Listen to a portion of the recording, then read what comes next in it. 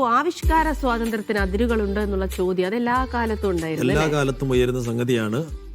അപ്പോൾ അവിടെ ഒരു ആവിഷ്കാര സ്വാതന്ത്ര്യം, അത് ബിനാലയിലാണ് ഒരു ചിത്രം വരച്ചത്. അത് വലിയ വിവാദമായിരിക്കുകയാണ് നിലവിൽ.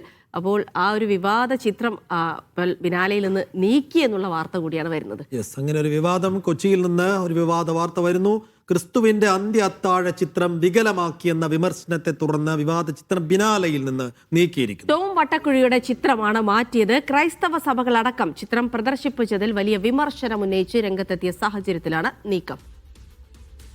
നിതിൻ സേവ്യറുണ്ട് വിവരങ്ങൾ നൽകാനായി. നിതിൻ, ഈ ചിത്രം അത് പ്രദർശനത്തിൽ ഉൾപ്പെടുത്തിയപ്പോൾ തന്നെ വലിയ വിവാദമാണ്. ക്രിസ്തുവിന്റെ അന്ത്യ അത്താഴ ചിത്രം വികലമാക്കിയെന്ന് പറഞ്ഞുകൊണ്ടാണ് സംഘടനകൾ രംഗത്തെത്തിയത്. ഇപ്പോൾ വിവാദത്തെ തുടർന്നാണോ ബിനാലെ അധികൃതരുടെ നീക്കം?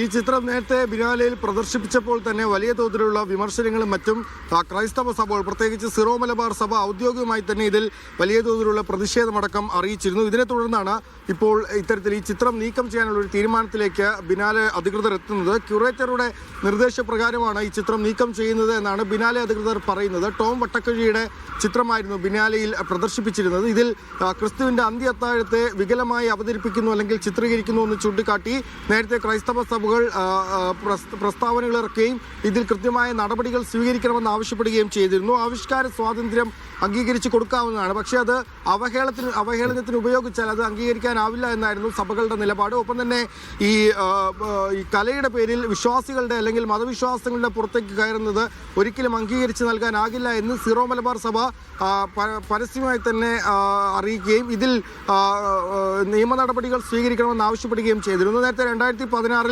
ഭാഷാഭൂഷണിയിൽ പ്രസിദ്ധീകരിച്ച ഒരു ചിത്രമാണ്. അന്നും ഈ സഭകളുടെ എതിർപ്പിനെ തുടർന്ന് അത് പിൻവലിക്കുകയും അതിൽ മാപ്പ് പറയുകയും ഒക്കെ ചെയ്തിരുന്നു. അതിനുശേഷം വീണ്ടും ഈ ബിനാലയിൽ ഇപ്പോൾ ഈ ചിത്രം പ്രദർശിപ്പിച്ചപ്പോഴാണ് വലിയ തോതിലുള്ള എതിർപ്പ് ഉയർന്നത്. എതിർപ്പിനെ തുടർന്നൊടുവിൽ ക്യൂറേറ്ററുടെ തീരുമാനപ്രകാരം ഈ ചിത്രം ബിനാലയിൽ നിന്നും നീക്കം ചെയ്യുകയാണെന്ന് ഇപ്പോൾ ബിനാലെ അധികൃതർ അറിയിച്ചിരിക്കുകയാണ്.